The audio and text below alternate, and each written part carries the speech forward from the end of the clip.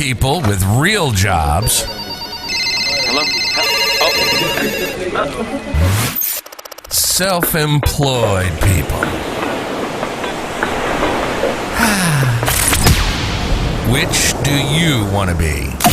This is Certifiably Unemployable. It's time to fire the boss and become self-employed. Maybe you need a push to get that business or side gig going that you've been dreaming about for years. And if you're an entrepreneur, you can listen to stories and get experience from people who've done it. Get ready to change your life. Broadcasting from the compound, this is Certifiably Unemployable, and this is Sean Dean. Welcome to Certifiably Unemployable. I am your host, Sean Dean, and once again, I am so grateful to have you on our show. I know you're busy, you're an entrepreneur, lots of things happening in life in general. Outside of being in business, you have family, you have friends, you've got things happening, right? So anytime you could take a pause in what's happening in your world to tune in to Certifiably Unemployable, it is 100% well appreciated. So this week is episode 36. And so, yeah, we actually have a guest that we've had on before, Ron Worley, who's the author of a fantastic book that I'm in the process of absorbing right now. I'm not a big book reading guy, so I really appreciate the whole audio file that was sent to me. But the book is called Ditches to Riches: How to Survive Your Effed Up Life and Create a Kick-Ass Business. So, you know, Ron's got a great story. I want you to reflect back to episode 29, which was done on February 12th, 2021. You can hear more about Ron's story. But today we're going to focus, Ron, on the 5 types of friends you need for a rich life and a profitable business. Ron is a busy guy. As we see, he's in his car. The good news is he's parked, he's safe, he's ready to roll. Ron, welcome back to Certifiably Unemployable. Oh, good to be back on, Sean. I sure appreciate it. We had so much fun last time. I'm ready to rock this time. Absolutely, man. Absolutely. So in life, and I know people hear this all the time, but it's not so much just about business, but it's about our everyday life. We become who we circle ourselves around. If we want negativity in our life, then let's hang out with the trash. If we want positive things in life, then let's hang out with the positive people, right? And we, as human beings, believe it or not, regardless of what the world is trying to tell you right now, we have the power to make our own decisions, right? Number one. Number two, as entrepreneurs, we can pick and choose who we choose to work with. Whether you be in a brick and mortar company, you have to hire the staff. You've got to circle yourself around the right people. Maybe you're building a network marketing company. You get to pick and choose the people you're with. Maybe you are just starting a brand new franchise. You've got to hire the core people. So if you hire the wrong people and you attract the wrong people, guess what? Your business is going to go in the wrong direction. So I want everybody to understand that it's not just about your business. This is also a life lesson. So Ron, let's get into that. Yeah, for sure. I think you're 100% right there. We not only in business, but in life, we want to surround ourselves with like-minded folks, which, you know, at times can divide things, divide our country for sure. It can divide your company. So you want to be careful about that. We always want to have somebody challenge us. But what I try to do is people don't have to have the exact same values as you. They just have to have values, period. That's where the constructive, challenging and hard work, those conversations can happen within your company, within your life. If you at least have, you know, if you both believe in thou shalt not kill, then you probably can get along, you know. You may just have different points of view on how to run a business or run your family or whatever. I've seen lots of people marry, politically, they marry, one's a conservative, one's a liberal, and they get along great. Yeah. But and listen, there's nothing wrong with that. I actually like when there's somebody else in the room that doesn't agree with everything I say. I don't want them to agree with everything I say, because that doesn't help us grow. That doesn't make us unique. That doesn't make us individuals. And so, no, that's a great point. 100%. Yeah.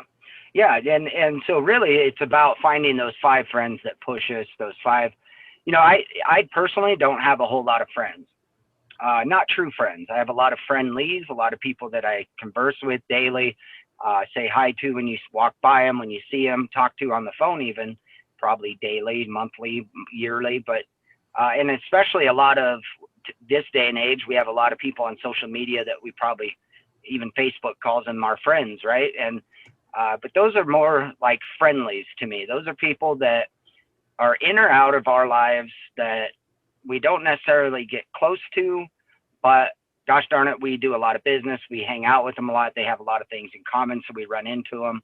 And you know, those are the people. That's what I call my customers. Those are the people I'm going to sell my products to. Those are the people I'm going to reach out to when I need support. You know, for instance, when I started painting, I did an art show, and of course, I sent out to my entire circle, my entire sphere, and you know, only 5 of those people are probably real friends. But you know, you can support others, and I'm a part of somebody else's sphere. I mean, I go support things that people that I hardly know, and you know, just because it's a good cause or whatever. So right. We need those, and we need those a lot. We need those in business a lot. That's who supports our business. And I always say those people are the ones you go out. That's who we're marketing to. We're out in the community. We're not out in the community hanging out with our best friends. We're out in the community finding more friendly people that want to be a part of what we're doing. And so when I'm out in the community, if I have a booth or if I'm doing some sort of volunteer work, those are the people I surround myself with. And you know what? We can find really good friends in there. We can find really good relationships in there as well. So that's about putting yourself out there and finding some importance. And really, you got to be okay with some awkwardness, because you know, it is awkward meeting new people and hanging out with people that don't know you very well, and vice versa. Yeah. So are we able to break down the different five types of people, the 5 types of friends that we need in our lives, so that way we can allow the listeners, and as of course you're listening, you want to make a comment, you want to go ahead and ask a question, please do so. You can comment whether you're on YouTube or on Facebook, and maybe you're just listening to this in your car on Spotify or one of the other podcast networks. You know, go ahead and send us an email, certifiablyunemployable@gmail.com. And because we might not be able to get you that answer real time today, we can always make sure that we clarify the subject, because, you know, Ron and I, we're going to continue doing different things. We're going to do some stuff moving forward on this podcast as well as his platform. So we'll definitely get you the information. So let's break down the 5 types of friends you need for a rich life and profitable business. Let's start with number 1. Yeah. So number 1, your ride or die friends. Okay. You want me to just go through the list real quick, or do you want to stop and pause at each one and talk about it? Why don't we list them out, and then we'll go back and we'll talk about them. Okay. So your ride or die friends. Right. Your business friends. Okay. Your spiritual friends. Your executor friends. And then those friendlies I was just talking about. All right. Now, so let's go back to number 1, the ride or die friends, and let's break it down, what you consider a ride or die friend and why that person is important to be in your life. Yeah, for sure. So, you know, these ride or die friends are people that have been through something with you. You know, these are my best friend. I've got a couple of these people. Aside from my wife. Now, everybody, you know, my wife is on a whole different level. I don't categorize her in any of these levels. So I challenge everybody just to take your wife out of it. And these are people that do not live with you. My ride or die is now let's have a disclaimer there. Ron or Sean is not saying your spouse is not your friend. They're right. just not included on this list, right? I want to make sure that you and I protect ourselves there. Yeah, that's a very good point, especially if mine listens to this. Yeah, 100%, but I agree, they're on a different category of their own, 100%. Yeah, 100%. So ride or die friends, you know, they've gone through something with you. They've been through maybe some adversity that both of you have had. You've been there for each other. This one requires actual time. You don't just have a ride or die friend immediately when you meet them. You know, when we were kids, we had lots of best friends, and they've come and gone, and they're probably still not in our lives. I've got a couple that that were my best friends in grade school that I'm still friends with today, but they're not my best friend today. But in real life, when we become adults, my ride or die friend, both of them are from college, and they've been to hell and back with me, and vice versa. They've supported me. In fact, one of them helped me out when I was homeless. I've helped him out when he was going through a divorce, and he was having hell. He didn't even know how to dress, and so I took him and I bought him clothes and showed him how to dress and get back in the world, and just propped him up and dusted him off, and he could basically tell me anything, and I him, and nothing would shock us. We'd have no judgment. And these guys are also my wife coined this phrase, and I hate it, but they're fanboys. They're on your side no matter what. And I could go in and tell them that I'm leaving my wife of 15 years and they're on my side, no matter what I did. And so she calls them my fanboys. They're always cheering me on, go, go, go. And never can I disappoint them. Now we need those people in our lives because that's really our rocks. Those are the people that we don't have to pay them, but they listen to us. Right. Yeah, and they're just highly important for day-to-day life. I probably talk to my ride or dies, if not daily, at least once a week. In fact, my ride or die moved here from 300 miles away to be closer to me later in our lives, just so we could go fishing and hang out and do that kind of thing. And he propped up his whole family and moved here to Greeley, and we hang out pretty much every day, at least talk on the phone every day. So I have to say, Ron, on that number one right there, while talking about that, I instantly came up with 3 ride or die friends that, and there's a couple more, I'm sure, but just right out of the gate, people that I talk to, if not daily, every other day, or text message or something, that I know that no matter how bad I screw up, no matter what I do, they've got my back, and vice versa. So, because we've been through it, and from what we've been through, if we're still friends now, it's right. Ride or die, man. We will always be friends. So that's good. Absolutely. Yep.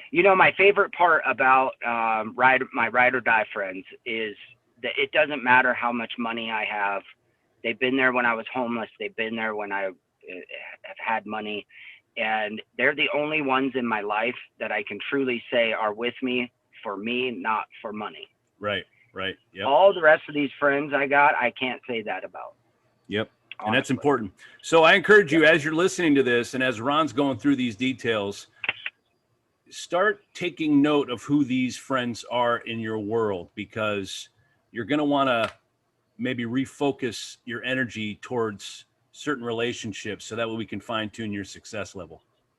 Absolutely. So that brings us into business friends. That's a good segue for that. Business friends are important.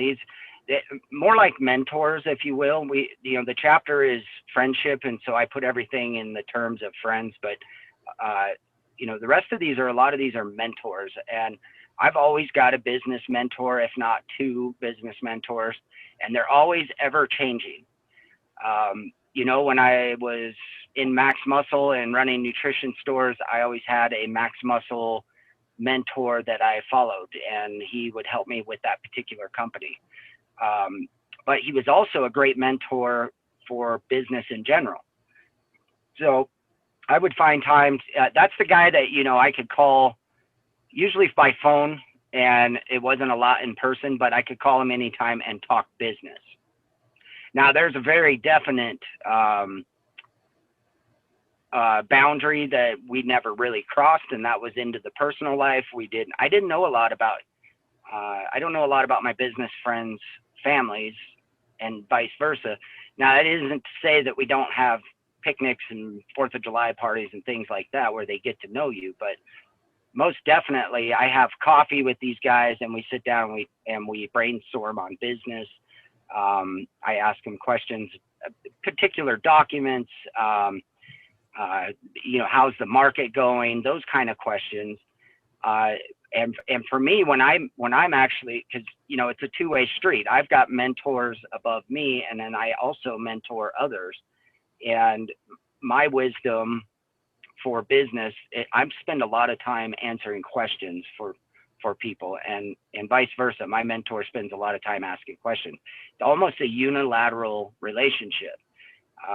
I can't do a lot for a guy that knows more than me, but what I am good at, he's very happy to get out of me, and that is the brainstorming side of things. I'm highly creative, and I can offer a lot of creativity to a person's business. So, we try and help each other out, but this isn't your ride or die friend. If there's definite boundaries there that we cannot cross. Yeah, and that makes sense. That makes sense. Yeah.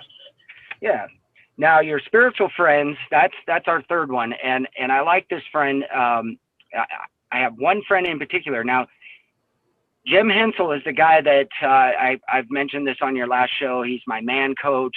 I call him, he's my values coach. He helped me get with the Worley Way together. He is the man when it comes to ethics, whether I'm being ethical, whether my value, he helps me evaluate my values in a certain situation if I'm just stumped and I'm really having a hard time. So his boundaries are a little bit different. I talk about everything with him. He's almost a ride or die friend, but there's things that I've held back. And the reason I separated these two friends is because I wouldn't tell him if I'm having troubles. Let's say I did something wrong. Let's say I did something against my values, and unethical and possibly criminal. Let's just say that if I went out and was drinking and driving, I probably wouldn't tell him while I was going through it. I would probably tell him when I needed to fix it. Right. He's more of the how-to guy. What's broken inside of me that caused me to have a DUI, or what's broken inside of me to cause me to cheat on my wife, or whatever it is. These aren't personal at this point. It's just, he's more of the deep talker. He knows your values. He knows your spirituality. A lot of people use their priests. I had a priest help me write this book or coach me on writing this book, and that was very helpful. And that's great. I'm spiritual. I'm not religious, so I don't use a priest or somebody who's highly religious. I choose to use somebody that's got values and that helps me run my values. Now, let me ask you a question. Not necessarily just about the spiritual friends, but on any of these friends that we talk about, did you meet any of these people? Maybe the ride or die friends, of course, you just met them along the way and you just became, really tight. But did you meet any of these people intentionally for that purpose, to be a business mentor or to be a spiritual friend or something of that nature? No, in fact, most of these people are mutually beneficial at first. Everybody that I'm friends with, I don't like to just use people. And so I'm always, it's all about the click. If we can get along with them, if we're equally beneficial to each other and we have a great conversation. The one big thing for me in being friends with somebody is honesty.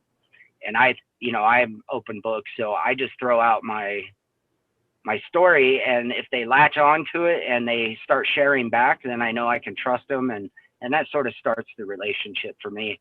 Of course, there's a lot of people that really shy away from things like that. And so I can think of a particular political friend I got. He's a representative, and he came to me. He's representative for the state of Colorado. And he came to me asking me to do something for him.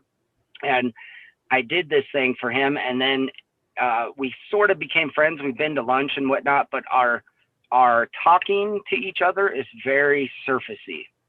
Yeah. And it's not mutually beneficial. So I could ask him first. So there was an agenda. There was an agenda behind the lunch. There was an agenda behind everything, right? Right. Yeah. Right. Whether there actually is or not, that's what I think. That's what it felt like. And so that takes you away that genuine relationship. So now you're like, am I being used? Because you brought up a point. I don't want to use anybody for anything either. I think the specific reason why I asked that question about, do you seek these people, is because, there might be a lot of people listening to this that they're like, I'm brand new in business. I don't really have any business friends. I don't have any business mentors, or I'm not spiritual. I don't go to church, so I don't know where to find these people. And so if Right. if maybe they've got 3 out of the 5 on this list, Right. and they need to fill in the other gaps, maybe we can give those some suggestions or a little recommendation there. That's what. Yeah, certainly, man. So your business friends, that's the easy one, right? We can go and you start putting yourself in those kind of situations. Go to, what do you call them? The chamber events. Networking events and things like that. Yeah. Yep. Mm-hmm. Absolutely. And you can even get online. There's a lot of business mentoring situations. When I first started, it was people that I met in the community that owned businesses. I would just try and start that conversation with them. And once you head down that road and you become friends with one of them, they've got friends, and pretty soon you're knee deep in people you can talk to. The hard part is finding the one that you connect with and is going to be honest with you. Now, spiritual friends, of course, the easy answer is go to church, right? I think that's not the right answer, because I don't know anybody in church that actually is honest in church. We all put on our church face and go to church, right? Yeah. In many cases, you're right. Yeah, and I personally can't live up to to those values. I fall short, and so really a spiritual friend is so close to a ride or die friend. This is somebody that you already know, most likely, and you've just got to bring up the conversation. Now, does that mean that a ride or die friend could also be a spiritual friend? Absolutely. And that's what I meant by, Jim Hensel is not a ride or die friend only because of proximity and lack of time, but I honestly can tell him anything. And I was trying to think of something that I haven't told him, and there isn't anything. Right. So when we were talking before, I sort of made up an instance or a for instance, and the only difference is time between those and probably testing. I've tested my 2 ride or die friends. I've tested them wholeheartedly, and vice versa. Yeah. And I'll tell you, even my ride or die, my buddy Sean, he's my ride or die. He spells his name the same as you. And this is the best friend that moved up here. And I've had question, now we're too close. Now we're in such close proximity. We're almost too much in each other's lives.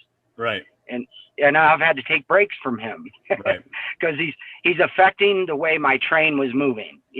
I was on a track, and his life intertwines with mine, and things look better, and the grass is never greener. And what I was, it kind of flips the way I was thinking, and vice versa. I've sent him off the rails too. And you just got to recognize and have boundaries, and remember, we're on our own track, our own life.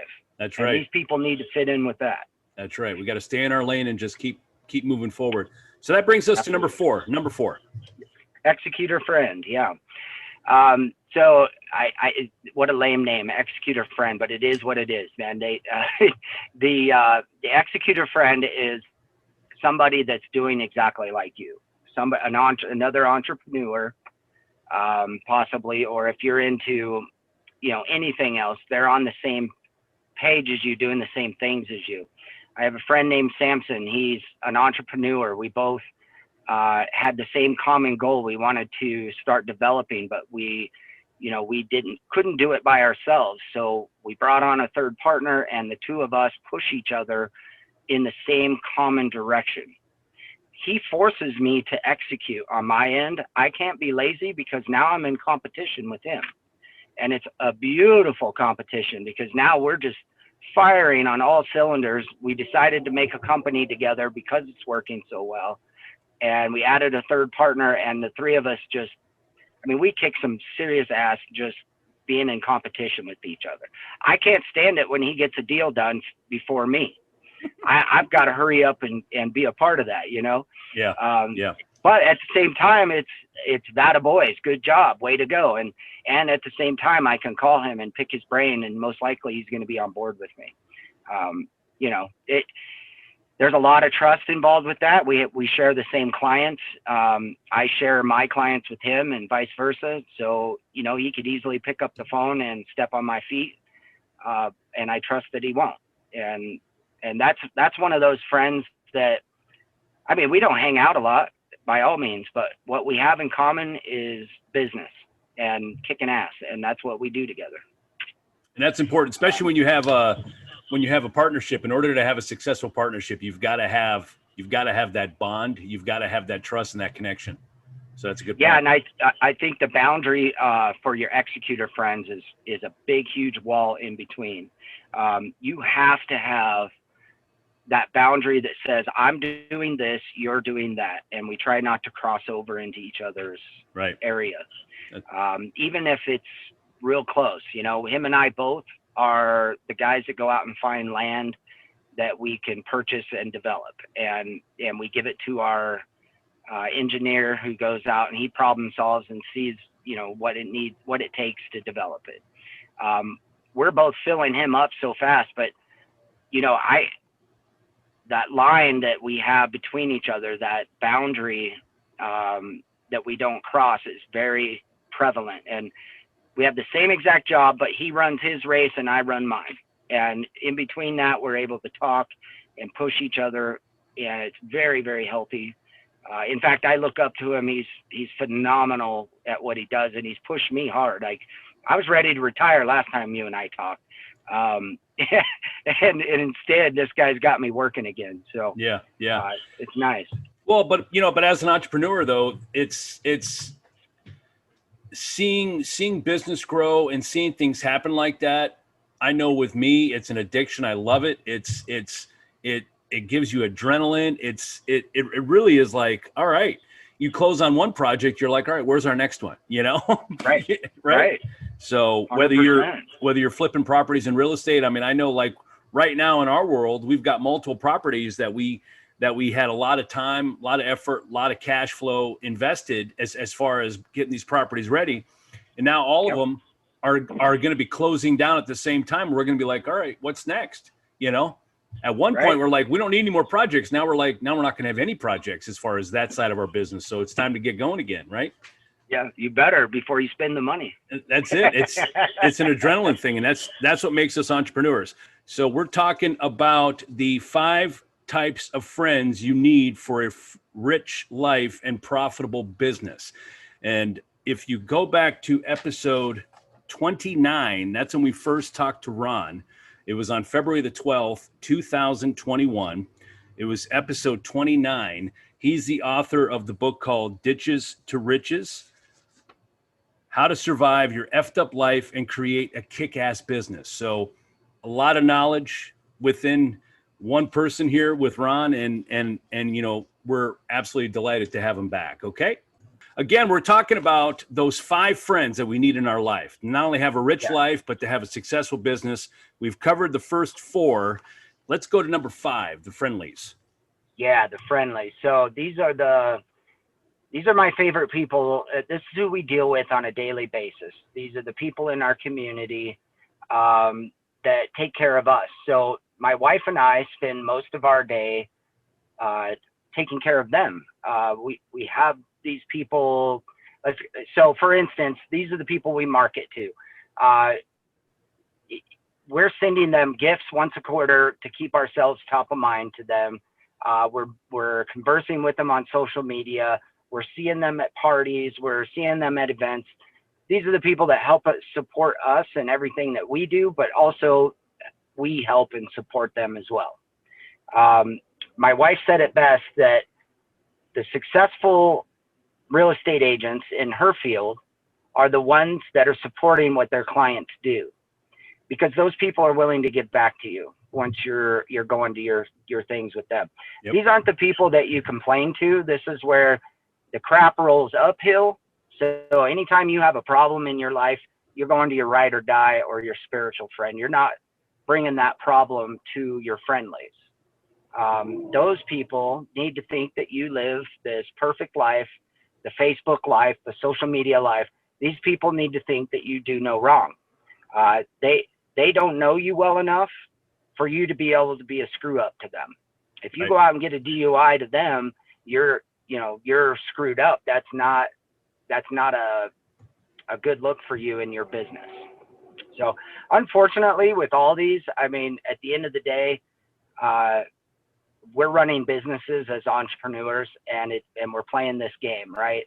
And aside from our ride or dies and maybe, a few people in our lives that truly know us, the rest of everybody else is a part of that game. And, as much as we care about people in general, we also have to feed our family, and these people are the ones that do that. Now, a lot of people, big brand companies, Gary Vee, people like that, their sphere, their friendlies is so large that they don't even communicate with them other than, a blanket email or a blanket video that they put out. And of course, I would love to be that big, but actually I'm not real interested in that big. That's too big. But Yeah. That if you treat them like that, go ahead and have that party and invite all these people that that you're acquaintances with, and just do that once a year, and you'll see that they'll come back in your life. They'll buy your product. They'll be a part of your business. Yeah, so let me talk about the Friendlies for a little bit, because I think they pop up more in our lives than we realize. And looking at a couple of different industries, looking at the things that you do as an entrepreneur, you have to know, if you're playing poker, you've got to know when to hold them, when to fold them. And what I mean by that is you've got to know when to hold on to that card and when to show somebody that side of you as a person, because remember that 100% affects what you do in your business. And so these Friendlies are the ones that you only want the positive side of everything you do to be shown. So when you have that party, when you have the Christmas party, when you have, when you have whatever celebration you're doing, maybe you do a Facebook post of a new car you just bought, just something to congratulate somebody. It's always positive things. What you don't want to do is, and this happens a lot when people are out building a business and they're doing certain things, and they've got, let's say they're on the phone with one of these people and they have something negative happen in their life, and they share that frustration while they're on the phone, or something that's negative. Now that person's going to be like, wait a minute, Ron's having some issues. I don't really know how I feel about that, because that's not the relationship they have with you. And so you could take it to business, and let's say you've got a staff member that is 100% on your, you pay them as a W-2 employee, they're a staffer, right? But something negative happens in your life, you don't share that with them, because that's number one, it's none of their business. Number two, that's not your relationship with that person. Right. Because now they're like, wait a minute. I respect Sean as a boss, but I don't like what just happened in his personal life. So now that's going to affect your relationship with you as a boss, as an employee. So absolutely. And it's like a cancer, man. It eats right through your business. And there's nothing you could do about it. Even if you're building a team in network marketing, and let's say there's something behind the scenes that is not working perfect. Well, as a leader, you don't just go tell your whole team, oh, well, hey, they're fixing it. They might not even know it's a problem, right? So just, that's where you have to, and that's why I like that poker analogy. You got to know when to lay your cards down, Listen, don't show everybody you got an ace in your hand unless you need to show them you got an ace in your hand, right? Yeah, that's exactly right, man. And you know what, it'll feel, so, at the end of the day, the bottom line is that, when you're out in the community outside of your house in general, you should just treat everybody as well as you can. But you also need to know when to cut those people off. My wife had a really hard time at first. She would become friends with Friendlies, and then they would start drama in our life. And she would absorb that drama and bring it home. And I even had a lady knocking on our door with a gun because she was so jealous of my wife, that it was more like a single white female. She just got slowly crept into our life and then started coming over and started being a part of it. And, you just be nice to them. And next thing you know, they've disrupted your life. They've caused problems. You got to call the cops on whatever. Yeah. Yeah. It can get really bad. So you just have to be careful. You don't know them. They don't know you. You're just swapping spit, you're just swapping talk and being nice to each other like humans should be, The great thing with bail bonds, though, in my company with the bail bonds, is that sometimes those people, I have to tell them to F off. And, there's where the poker face comes in. Yep.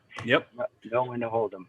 Well, and that's where you have to be able to separate church from state. You've got to understand business. You've got to know, listen, this is a business relationship.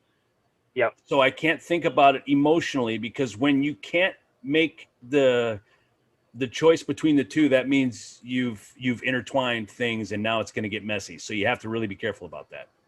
Yeah, absolutely. And really, that's where the values come in. If you can hold your values true through all these relationships, but especially with Friendlies, you're going to be okay. People are going to look up to you holding up your values more so than you looking up to them.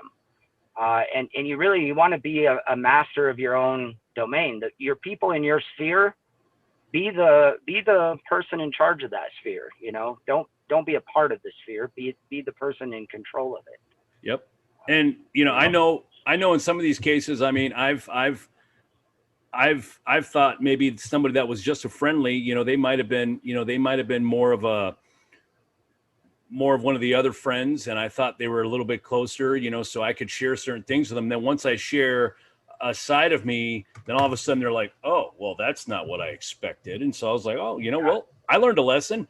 That person really wasn't a friend in the first place. They were just friendly. So I think that term, I think that term is so appropriate for that category, because just because they're friendly doesn't make them a friend.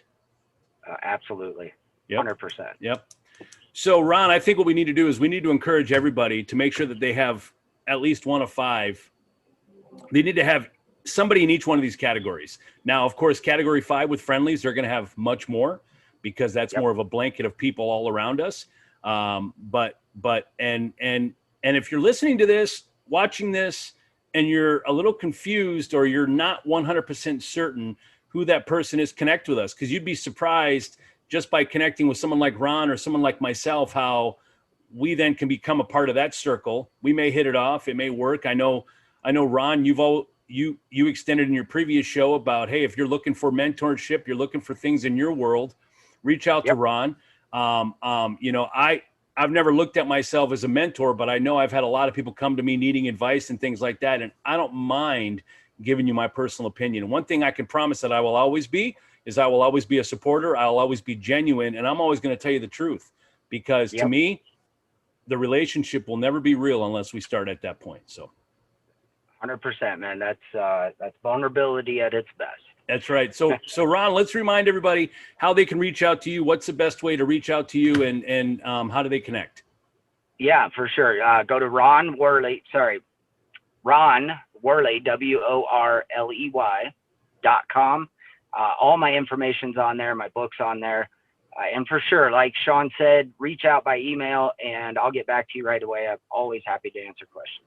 And if you're more comfortable with having Sean connect the dots between you and Ron, I don't mind doing that, because I love to see when new relationships happen and hearing the story. So Ron, I know you're going to be back on Certifiably Unemployable. You and I are going to be doing some stuff on your platform. So our challenge to you as the entrepreneur is to do things to make your life better. Surround yourselves around the right people.